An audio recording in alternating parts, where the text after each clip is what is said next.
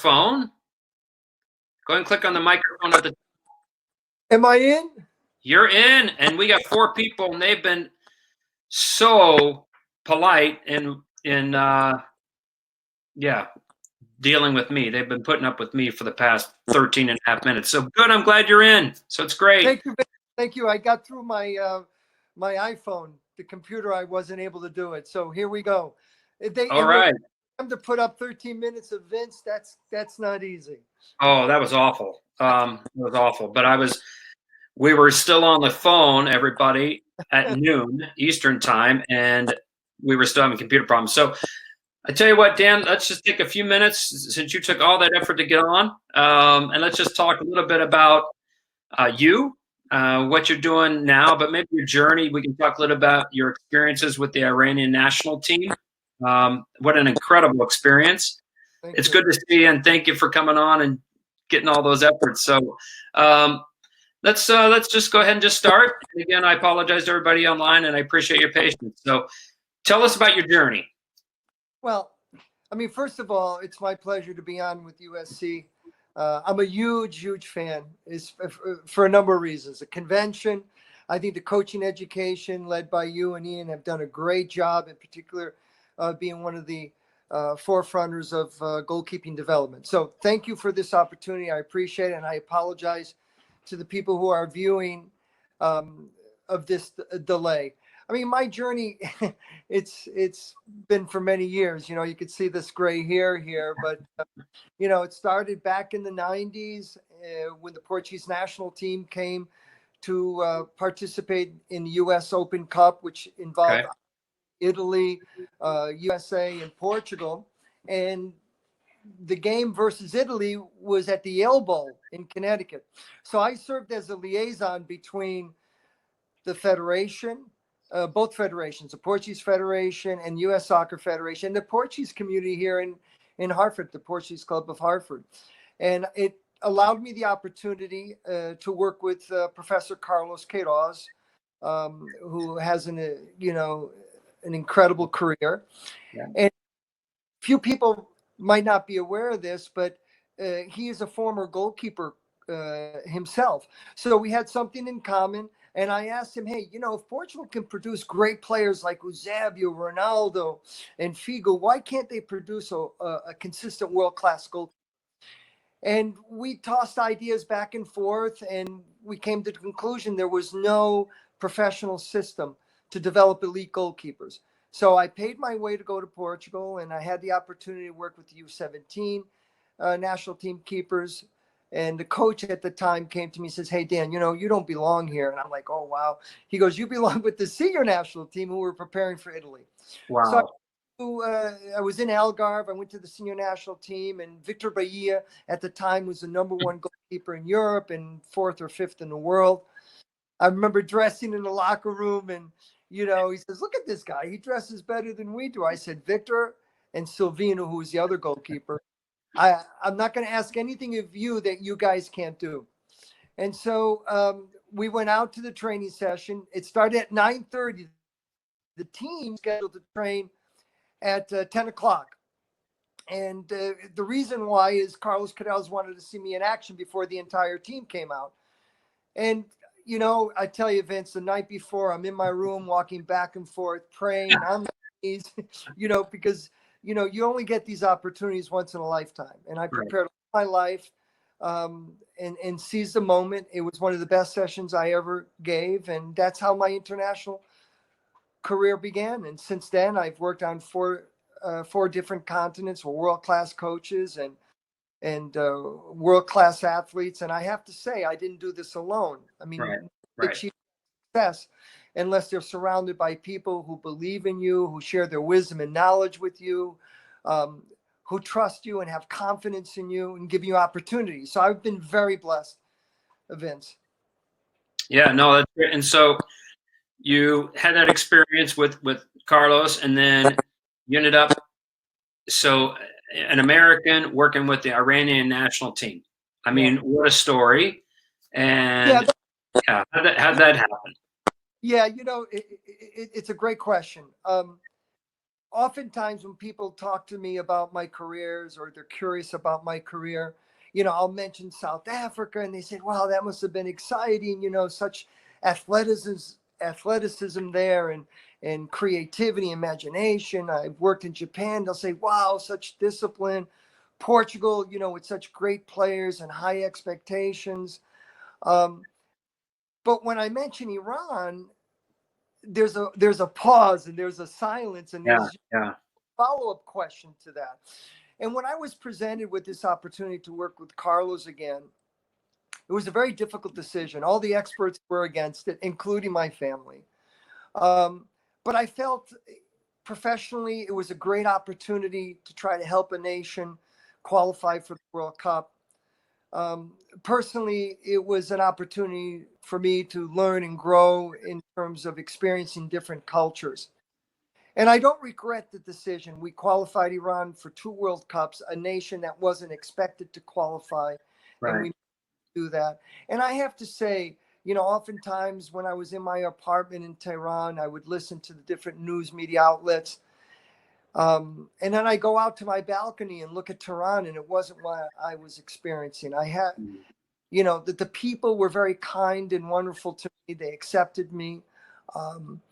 They treated me with respect and dignity and honor. And I'm very grateful for that opportunity. The people, have to abide by the Islamic laws when they're out in public, but inside their own apartments and homes, they live a westernized world. And believe it or not, they love Americans. Unfortunately, they're powerless against the government. Right. Interesting. Okay. So here you are, you're on Iran, you qualified for the World Cup. Now you're going to the World Cup. So because I don't want to spend too much of your time, but so talk about like the player or the team that you're like, just like fretting, right? Going against, so for example, which player were you fearing or trying to prepare your goalkeeper for the most? That's an easy question. I thought I'd throw you a softball because I think I know the answer, but go ahead. We had Argentina in our group. So obviously you have Lionel Messi, and my goalkeeper, Alireza Agigi, who turned out a tremendous performance throughout the World Cup and had great opportunities after the World Cup as a result of his performance. But however, his weakest side was his right side, and certainly Messi being left-footed, his most lethal strike was to the goal right. I remember that goal. Yeah. 93rd minute, broke our heart. It would have been one of the major upsets of all times in the history of the World Cup. But unfortunately, the brilliance and the magic of Messi destroyed that, that accomplishment. But I obviously can't strike a ball like Lionel Messi. Few people can. But I got a jugs machine, a shooting machine, where I set it up exactly because I viewed Messi's strikes of the balls over and over again. Yeah. They hit the upper right-hand corner. And Agigi, the goalkeeper, was improving day by day by day.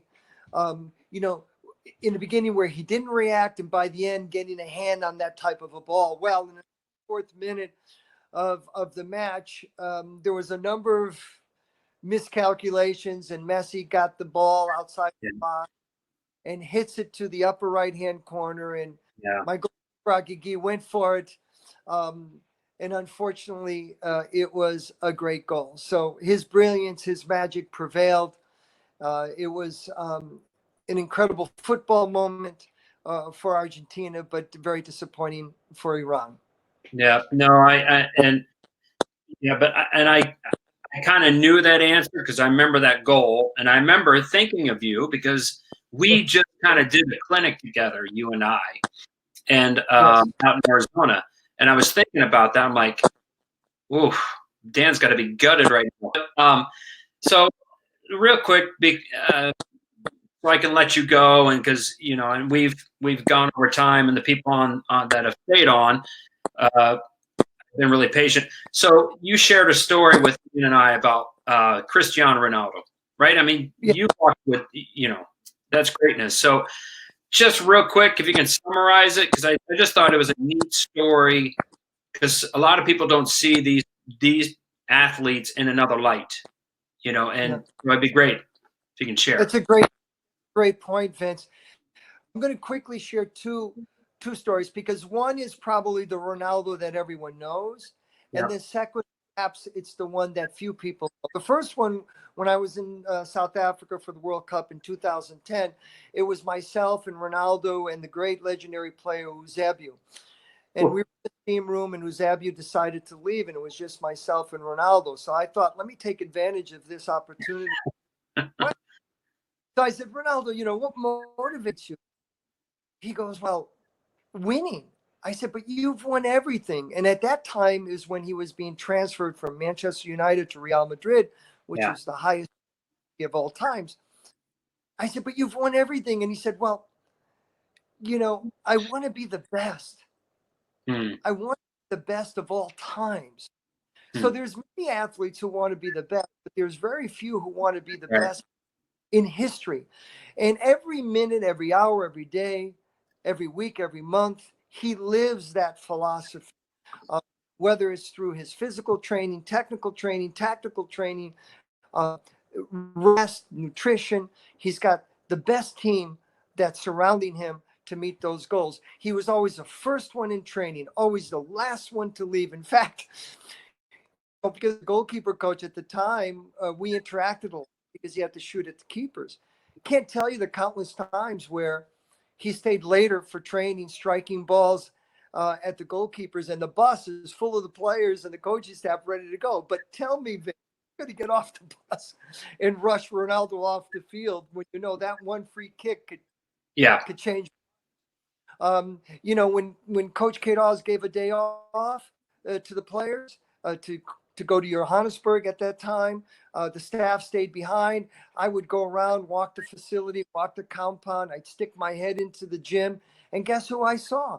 Everyone else went to the city, but Ronaldo was in the gym. So, very methodical, very professional, committed, tremendous amount of sacrifice for him to be where he's at now. Now, let me share another story, perhaps with the people that don't realize the other side of him. And, some time ago, a good friend of mine, John Morera, who's from Toronto, Canada, who was a director at my camp at Star Goalkeeper Academy, gave me a call and reached out. And his son, outstanding player, he was 16, 17 at the time. He was experiencing some knee injuries, and they felt it was always soccer related. Unfortunately, that wasn't the case. He had osteosarcoma, which is bone cancer. Yeah. They had this very difficult decision to make as a family, and that was, do they pursue chemotherapy with the hopes that they would shrink the tumor, or do they amputate the leg? Now, Brandon, who wanted to be a professional player, couldn't imagine himself amputating his leg. So they decided to take the chemotherapy process. Unfortunately, for Brennan, when he got analyzed again, the cancer had metastasized. So it had gone throughout the body, and there was really very little hope for his survival at the moment. Yeah. So, John called me again and said that Brendan was looking for me. So I went to Toronto. I was coaching at the University of Hartford at the time. And I went on a Wednesday, and we had a match on a Saturday. I went to Toronto, and I knocked on Brendan's door. And I tell you, nothing really prepares you for these moments in life. And oftentimes, we're looking for that magic word or that expression to help others when in fact they help us. And when I walked into Brendan's room, he was as thin as you can imagine. He had all kinds of oxygen tubes. Real difficult. And he started speaking, and he said, God is great and everything is going to be okay. And, please, calm my parents down. Don't allow them to be so angry. It's nobody's fault. I'm ready. And I left the room Wow. and just Wow. amazed of how brave he was and the courage that he had and the wisdom at such a young age. So John, his dad shared with me that he had a bucket of wishes, and one of them was to see Ronaldo in training, but obviously that wasn't going to happen.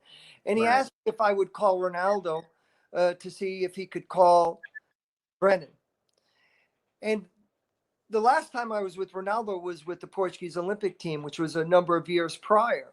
Mm. So I said, John, I'll do my best, but I can't promise. And I wanted so badly to meet this request. So I called Carlos Queiroz and I said, Coach, we've known each other for years. We've been brothers.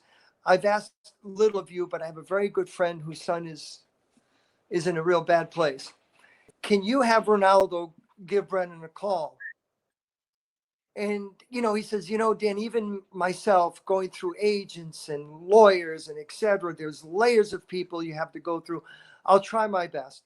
A few minutes later, he called me back and he said, hey, Dan, the mission is in motion. That's all he said. So I Wow. stayed Wednesday night. I stayed Thursday night. And I had to leave Friday because I had to get back to University of Hartford. And Ronaldo hadn't called. So I called Coach Queiroz. I said, Ronaldo hasn't called. He goes, really? So I had to leave. I got on a plane, went back to University of Hartford. It was a great weekend. We beat New Hampshire at the time, and I got a call from John Morera. It was, Dan, Ronaldo called. Oh, And what wow. that was, not only Vince did Ronaldo call that day, he promised he was going to call the next day. Obviously, the next day was full of Brendan's friends at the house, because Brendan was like any other player at the time. They just felt Ronaldo was the greatest player on the planet. They'd have posters in their rooms, with him flying past defenders. And I had, in the meantime, a number of other professional players call Brendan, but none were Ronaldo. Yeah. So Ronaldo called the second day. Everybody got, the thrill of that phone call. Not only did he call the second time, Vince, but he promised that he would provide and send Brendan his boots and his shirt. Wow. He was playing against Chelsea, excuse me. In the meantime, Brendan passes away. Hmm. The jersey comes, the boots come, and a telegram from Ronaldo, which, if I recall correctly, Brendan passed away on October the 3rd, 2008. And the telegram that Ronaldo sent was, true champions are those who fight until their last breath. Hmm. And that's the image that I have of Brendan. Right. In the meantime, I get called back into the Portuguese national team, went back to Toronto because they wanted me to give some things to Ronaldo. They had a mausoleum, they had the jersey and the boots, telegram. When I went to training camp to Portugal, I waited a few days, and then I said, Ronaldo, I have a very interesting story to share with you, because he didn't know that I was personally involved at the time. Hmm. And he said, what room are you in? And I'll never forget, it was 326. He came to my room and I shared the impact and the experience um, um, and the value that he gave to that family. And he was sitting there so quietly. And then at the end, I had a diary to present to Ronaldo by Brennan from the family. Hmm. And the last page on that diary said, I can now go to heaven. I spoke to Ronaldo. So it was just such an emotional bonding Oh, moment between a coach and a player. And when you see a gladiator, a warrior like a Ronaldo having tears rolling down his face at that moment was very touching. And that's the real truth behind Ronaldo. yeah, that's fantastic. And yeah, I mean, yeah, it's hard not to, get chills and tear up when you hear that story just from my end, right? And when I read it, I was like, whoa.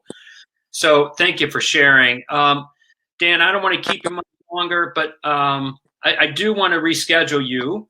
And what I'd Okay. love, but we got to get that computer fixed. I'd love for you to, the next time you come on, maybe we can actually talk goalkeeping, right? And because I shared in earlier with you, when I was growing up, you know, learning the craft of coaching. And I didn't understand how I work with these goalkeepers because I was a center midfielder, you know.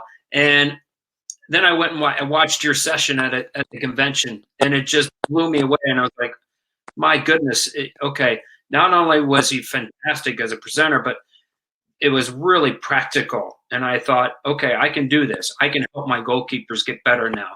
And yeah, and that's a tribute to you. And, you know, and so anybody that gets a chance to watch, you should. And I just want to say that out loud, and because you're one heck of a presenter, but you're a wonderful person. So thank you on behalf of United Soccer Coaches for being on, and we'll get that computer fixed and we'll have you on again. So everybody, thank you for your comments, Vince, and I'm looking forward to another opportunity. And I apologize for the computer to crash, but at least I managed to get on by my phone, and that's amazing. A few minutes with you guys. No, thank you so much, Dan. We appreciate it, and the efforts that you extra efforts you went through, and that says a lot about you. So thank you so much. And for everybody that's coming on later today, we have Shannon Murray from Portland Timbers. He's going to talk about the Timbers and their situation. So thank you again, Dan, and thank everybody. And again, appreciate your patience. Stay healthy and stay safe. Yeah, absolutely. Thanks, Dan. Thank you.